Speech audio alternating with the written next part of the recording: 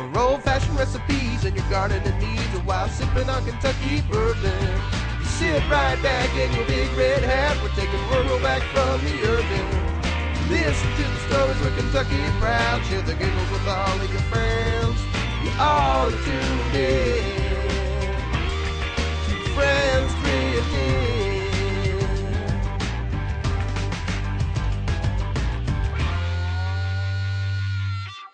Hey, I'm Joyce. Welcome to Friends Drift In, your source for the farm to table movement in Eastern Kentucky. This is episode 12, and my guest today is Professor Portbelly. That's right. Wes Ferry from Western Kentucky University. He is an author of a book coming out with the University of Kentucky Press called... It's called the Kentucky Barbecue Book. And tell me about your travels, Wes. How did this all come about? Oh, goodness. Well, you know, Joyce, Kentucky has been neglected when it comes to barbecue fame for far too long. We think about Kansas City, where the U-Pike Bears are this week as we're filming. We think of Texas. That's right. South Carolina. North Carolina. And Memphis. What about Kentucky? Well, Kentucky has great barbecue. And the thing is, people just don't know about it much outside this place. Even some people within the state don't even realize we have such awesome barbecue. So you're the barbecue troubadour? Yeah, you got it. I have tripped around all over Kentucky. I've eaten at 167 barbecue places to date in this state. And in the book, I write about my favorite places, and that's around 111 of them. There you go. Now we talk about the secrets in the sauce. Tell me what kind of sauces we're going to do today. Well, we're going to do two different kind of sauces. In the book, I cover some regional barbecue sauce styles. We have Charlie Winter's bourbon sauce. Now, Charlie's a friend of mine who lives in Frankfort. He was generous enough to share this recipe with us, and it's in the book. It's kind of a sweet sauce, which is what we in Eastern Kentucky are accustomed to. That's right. So we're going to start with... It's like sweet and tangy because it's got that vinegar in it as well. All right. We're going to start with a little ketchup here. About a cup. About a cup. And then we follow that with some sorghum. We follow that with a little vinegar and water. That's right. Cut and cut right there. Vinegar a little right vinegar and water. There's your vinegar and water. Keep that mixed around. Get that mixed. Then we add the sorghum, not molasses. Y'all, in his book, he called it molasses, and I'm calling him out on it right here. How about that? Well, you know what? I grew up calling it sorghum. I don't know why I did that in the book. It's sorghum. We don't allow molasses in the Friends Drift In and the Big Red Barn. So, all right, fair enough. So add sorghum. You got a little sorghum. Get that mixed up. Now, normally we'd cook this up a little bit. About 5 minutes. 5 minutes, but for Medium the purposes heat. of TV. For the purpose of TV, go ahead and add that honey there. I will. This honey is local honey. This came from Neil Hunt, one of my buddies over on Coon Creek. It's getting near season where the bees are active. Y'all going to be seeing maybe some production of autumn olive honey this year, where a lot of people are moving their bees into up on the mine sites and catch that autumn olive, which is an early bloomer. Right on. Really feeds the bees. Then we're going to add a little bit of cayenne pepper for the heat. Cayenne pepper, you got it. Now, Charlie often puts some chipotle in his. We can't get chipotle here in the mountains. I am sorry. I looked everywhere. You know, chipotle will give it that nice little smoky flavor, but that's okay. This meat's going to be smoky enough as it is. Now, the sorghum and honey makes it, give it a glisten. And, you know, that's what really makes it pretty. Then we're going to add a little bit of it is a good looking sauce. Pepper. Oh, it is. Let's see. How's it smelling, Wes? Oh, yeah. Now... Well, it could smell a little bit better, Joyce. Well, you know, it calls for 1/4 cup of bourbon. I think that's just the thing to make it smell better. This will give it a little bit of a woodsy flavor. Yes, ma'am. Bourbon, you're not going to get the alcohol, but you're going to pick up that smoke from the oak because it's soaked in and out of those barrels. That's right. It's coming up on the Bourbon Classic is coming up down in right. Louisville. A bunch of chefs will be involved, distillers. It'll be a great time. Learn a lot about the Kentucky heritage, and I'm really excited about that. And I think it's fun that you just said down in Louisville, right? Yeah, because I guess for you it's up in Louisville, isn't it? Well, it's actually, isn't it kind of up in Louisville for you as well? Well, no, it's down. Everything's down. See, now Louisville. that just smells just a little bit better after the addition of that. Now you Maker's do Mark. this red sauce. We would put it on the stove. We've got it on the stove back here. We had it cooking about 35 minutes. It gets very thick. Why don't you pour some of the red sauce into the bowl over there so they can see the difference. Okay, sure thing. So this sauce has been cooking down for a while. Right. And which bowl do you want me to use? That bowl right there. Oh, bowl right beside you. Oh, okay. Here we go. So this is what it's going to look like after some cooking down. I think It gets really... Charlie recommends... Oh, that's pretty. Yep.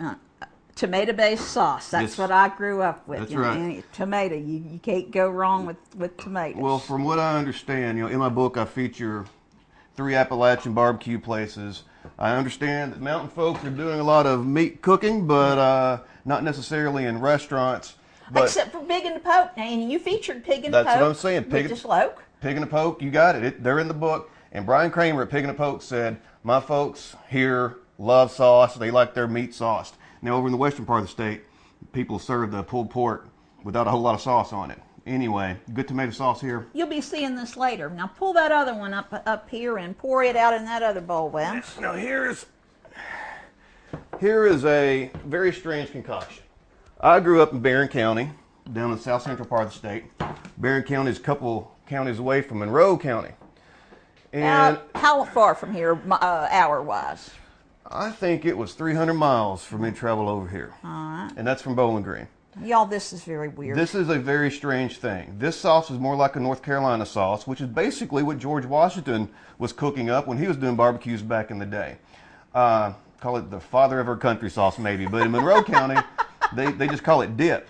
Now, dip. The Monroe County sauce is, and check this out. It's very, very thin. I'm going to make a mess if I try to pour this because it is so thin. Just pour it. Now, check that out. This is mostly a You see how, a dip. So you would, you dip in a sandwich and That's that right. type of thing. But what's in this, Wes? All right, folks. Here's what in this sauce you got: white vinegar, you got lard. Lard. Yes, lard, butter, cayenne pepper, and black pepper. Sounds That is healthy the to me. traditional Monroe County sauce. I think the butter allows the vinegar to adhere to the pork shoulder. Now, in Monroe County, the Monroe County style is they take a Boston butt and they actually freeze it. It's not such a good thing to freeze your meat, but in this case, it's a good thing. Then they slice it thinly on a saw, and then they grill those pieces over live hickory coals for about 45 minutes, and they sop it with this. They flip and dip, flip and dip. If you get tired of flipping and dipping, then you go the other way. You dip and flip. So here we go. Monroe County sauce. It's yellow because of that good butter in there. Now, I'm planning on feeding the crowd today, so before y'all got here, I had soup beans on the back burner. My niece did not know how to make soup beans. Y'all, it's simple. You just throw a little bit of beans and water and you boil them. Okay. And you cook them down. It's traditional. Today I did a 16 beans, and I used some of the beans that we've grown here at the Friends Drift Inn Garden. Nice. We're going to do cornbread, which is a natural accompaniment because you have a lot of the sweetness of the corn with the sweetness of the pork. Is gonna, and I made peach cobbler. Oh, have mercy. Look at that. Now, y'all, this isn't just any peach cobbler. Move that dip All out of my way. right, we'll do. This is inspired by 82 Queen down in Charleston. It's not usually when we think of cobblers here in eastern Kentucky, we put just a biscuit top on the top and throw a little bit of sugar. This has got bourbon soaked pecans on the top, and you put a almost like a cake batter on the bottom, and then you put the pecans on the top, and the cake batter oozes up through. Oh, you're killing me, Joyce. Well, it's Friends Drift Inn, and we got to do things right. Let's see if you can see the. Are you telling me we're going to get our dessert before we? You're going to get your dessert before we you get your barbecue going. Y'all be been barbecuing all night, and I'm starving. So we're going to have peach cobbler right now. Oh, that's great. Old Hickory Barbecue in Owensboro serves banana pudding as a side dish. I love banana pudding. I think this should be on there too. Crunchy, I love the bourbon of its pecans. just a little bit. Makes it really woodsy. Similar to, and we're talking all about woods today in the next segment. The bourbon really comes through there. So the next thing we're going to do is we're going to move this show outside. Okay. Yeah. We got a couple Boston butts smoking up on the smoker. And, well, let's go check it out. All right. All right. We're smoking at the Big Red Barn, And and what- don't yeah. I love a man that smells like hickory? I I'm tell you, here it's an with aphrodisiac, George. I'm here with Wes Ferry, author of the Kentucky Barbecue Cookbook, and we are doing big things at the Big Red Barn. Yes, so we what are. do- We've been cooking, y'all, since last night. How many hours has this meat been I on? think this- 16? Put this on around 9 o'clock last night. Right now, it's probably 17, 18 hours that these Boston butts have been cooking. So they're going to be tender and good, or your name is Mud. That's right. That's the idea. You just low and slow, you know, when you're cooking a pork butt. And by the way, I think Boston butt's one of the best cuts of meat that you can get. In the western part of the state, they do smoke whole pork shoulder some.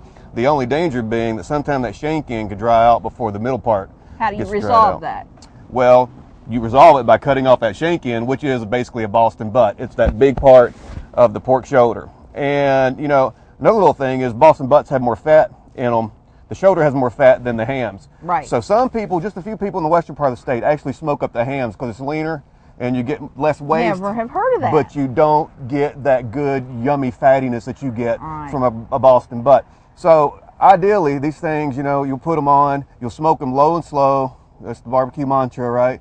200, 220 degrees for, I say, 15, 16, 17 hours, you know? And what before we put them on, we used a little bit of, here, hold this. That's right, that's right.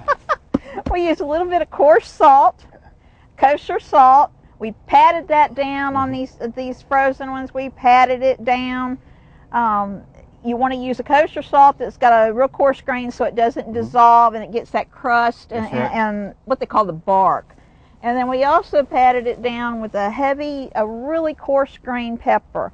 Of course, I use Matt Jamie's Bourbon Barrel because it's a Kentucky Proud product. But any coarse pepper would work, and y'all can see it's real gritty, and it gives it a lot of texture to the Absolutely. meat. It's like the kosher salt of pepper, right? Exactly right. So tell me about what the difference is between Eastern Kentucky and Western Kentucky when it comes to barbecue. Well, I think the biggest difference is that folks over here, they like sauce with their barbecue and tends to be like a heavier tomato-based sauce, Right. like for instance at Pig and a Poke in Prestonsburg. Right. And the meat is served with sauce on it. Now over in the western part of the state, you often get your meat served naked. Just Naked? Naked meat. Just some salt. Now, Joyce. Just some salt and pepper and smoke and some good love. And, you know, if you pull that stuff apart, that's enough seasoning for me. However, I can appreciate a good sauce too, like that bourbon sauce that we have on the side. Now, so we've smoked these pork butts. That's for right. 16 hours. We patted them down with salt, and we put them on. What kind of wood do we use? Can you tell me a little bit about how the box works in the woods? Absolutely. So this smoker you provided me with, and it's my first time using it ever, you know, you need to know your smoker well, and I think I've warmed up to this one pretty quickly. This is a barrel type smoker, so you got you got this barrel shape. you got your cooking area right here, and on the side you got a firebox, and we put Firebox over on the other side. firebox over there. We put hardwood lump charcoal in there, which I do favor because it doesn't have as many fillers as some of the regular charcoal that Briquettes, people right. have known for years. And we've been throwing chunks of hickory in there. Now, over in a lot of places in Kentucky, I really love Kentucky barbecue because there's still places using a lot of wood in their cooking, which of course gives you that great smoke Hickory penetration. gives it a sweetness and a woodsiness that is very distinctive. Growing up, we used to in the winter, you know, as we would gather hickory nuts. I mean, a lot of times we would throw a little bit of the hickory nuts. Yeah. On That'll the work too. smoker, and it really made a huge difference. Any kind of wood that yields a nut you can use. I know people using red oak, which can make your meat kind of bitter. Right. Hickory is, of course, the perfect wood. We don't mess around with that mesquite much in these parts because we don't have it, right? But down in Texas, that's big doing. Yes, they do. I like using fruit woods as well in my smoking. Sometimes Applewood. And by the way, folks, green wood I think is preferable to the dry wood because it adds more moisture in there. Because you know that the moisture cooks out of the green wood. It's a good thing, and also lasts longer. It doesn't burn up on you as quickly. Show us what you got going on because I'm about to die. Yeah, I hear you. What's up? It is one of my favorite odors, but this is pretty intense. By the way, this is about the most beautiful place I've ever smoked meat in. It's gorgeous here. I love it. Appalachia has a lot going on, Wes, and I'm proud to be a hillbilly. Well, yes, ma'am. And one of my other names, Professor Porkbelly, is one of my nicknames, and Professor Hillbilly is another one. So We got hills in Barron County, Kentucky too. They're just not as big as the ones you have here. Now, whew, let's get one of these Boston butts off there, because we have this Monroe County sliced pork shoulder here, and we need more surface area for that anyway. All right. So I don't think this will burn my hand too much. You can tell, folks, that this is just about falling apart. Oh, I mean, and that's a real good thing. So I'm being sneaky. You go ahead. You should just be able to get in here. Oh yeah, check that out. Oh my goodness. Right, get in here, pull that apart. It's moist. It's got that good bark on the outside. Try it, Wes. Try it. I'm going. I'm gonna let it smoke, and y'all can see. Show me where it's pink. That's where the smoke has penetrated. And That's right. And then the inner side. And you would think that if you cooked a pork butt for 16 hours, it would be dry. And I'm assuming that y'all can see. I mean, that's bone now. Yep. You can see. Oh yeah, just pulls how right moist. out. Awesome. That is. Oh, this is so good. Well, this is not an oven, but I would say that's loving from the oven right there. Loving from the smoker. Now, here's another regional variation. Some folks just like pulling their pork. Some folks like it finely chopped. I like to just mix it around, get that bark, that external bark mixed in with the good you saved the bark for your favorite man. You know what? I've heard. Do you have a favorite man, Wes? Me? No, that's just. You know. So anyway, that looks real good. You want to try some with that bourbon sauce? Do we have that out here? No, we'll save that for later. We'll save that for the table. Now, here's what we're going to do. All right. We got that off here. I'd like to get that other butt off as well. Okay. And just for the purposes of having more space, we'll take that and stick it right on top of there. That's crew food right there. Now, ooh, check that out. Crew food. Y'all, you should see my cameraman smile. Be careful. It's good. So we're going to... It's all good. Here's what we're looking at right here. The Monroe County style, as I noted before, really, really strange thing they do down there in Monroe County. You can get this style of barbecue in like 5 South Central Kentucky counties. And like I say, it's the same cut of meat as that right there. It's a Boston butt, y'all. That's right. And you wouldn't think... I mean, they looked at me, you can get these at Food City, and what I had them do was I had them freeze it before I purchased it, and they cut them about 1/4 of an inch thick with a bandsaw. And you can see that we're putting pork butt on the smoker that is frozen. I mean, it is frozen. So that's really strange, Wes. It is very strange. Again, I would generally not recommend freezing meat. But you got to do it to get that thin slice. And the thing is, because these are so thin, you can see the bone is still in there, that little U-shaped bone. Right. When these things cook up, I eat it all. You can see the fat marbled in there, and basically everything but the bone. And I'd eat the bone if I could, because that dip sauce, if you like vinegar and you like butter, I mean, who doesn't like butter?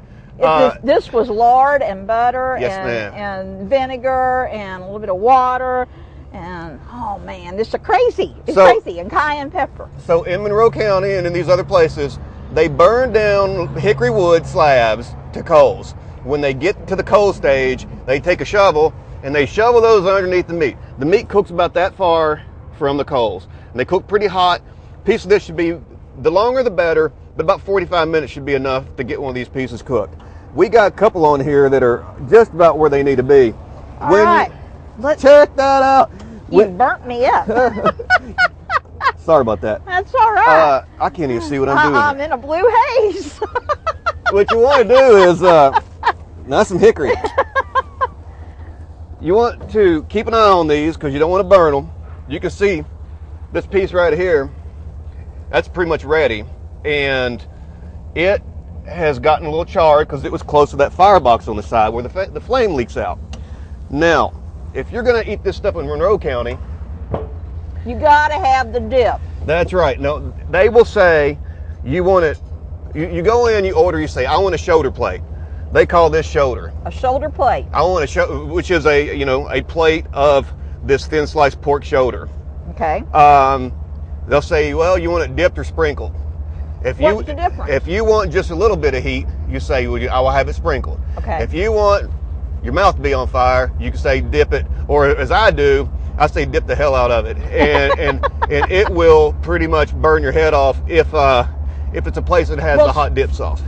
Anoint me, baby. That's right. All right, so here we go. I would say, well, normally you take it with your tongs, dip it in there, and it's dripping with the stuff. That's the vehicle for your taste to be just crazy. So just give that a try.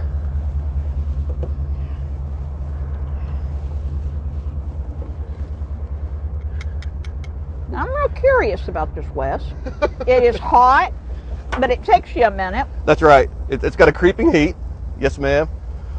Because of the lard and the butter, you know, it's not that sweet glaze like what we're used to at all. I mean, it's a totally different animal. That's right. So But so good. most And the heat just keeps coming. I mean, it kind of builds. everybody gets these barbecue places down there. They get their meat from the same butcher, Ross and Ross Meat Market in Tompkinsville. We used Food City, and we was happy. And here's the deal. Some places get their shoulders sliced a little thicker than others. Yeah. This is on the thin side right here. So it kind of turns like a little jerky-like. Okay. And of course, it soaks up this incredible amount of smoke. If we were using live hickory coals, you'd still be getting the smoke, but we're actually getting more smoke intensity now Right. than you'd normally get. All So, right. Well, let's plate this up and finish this out. I am starving. all right, let's do it. Let's do it. I can't stop eating it. We've had an eventful day today here at Friends Drift In with my guest, Wes Berry. He is professor at Western Kentucky University. He specializes in American literature, particularly Southern and Kentucky. You got it. Two of my favorite classes. Yeah, he's written a book called Kentucky Barbecue. He has a Facebook page called Adventures. It's called ridiculously named. It's long. Wes Berry's Kentucky Barbecue Adventures on Facebook. And you can follow him because he's still doing adventures here. Now, down in the mountains, we can't cook without cast iron, Wes. I do love some cast iron as well. You gotta have, and hopefully this didn't stick, y'all, and it's heavy. Oh yeah. And cornbread. Now, Look at that nice crispiness that you got there. How'd you do that, Joyce? 2 cups of flour, or 2 cups of cornmeal, a cup of flour, a little bit of egg, and some buttermilk. But the thing, Wes, is that down here in the mountains, you gotta break bread. Yes. Because if you cut this cornbread, you're gonna have bad luck on your way back home to Bowling Green. We can't have that. We don't need any of that. Now, we talked about the differences in Western and Eastern Kentucky barbecue. Yes. We haven't talked a little bit about you. You live with your wife, Elisa, and you have sheep. we have a sheep now. Okay. We had a male and a female sheep. You're not going to tell that story again, are you? I don't have to. We lost a sheep recently, and we ate it, by the way. You Mutton, said she was still flexible. again, make lemonade if life gives you lemons. So, and by the way, mutton, Kentucky's known for that. We have 18 places in the state that serve mutton. Mutton is a female sheep, at least a year old, or a castrated male.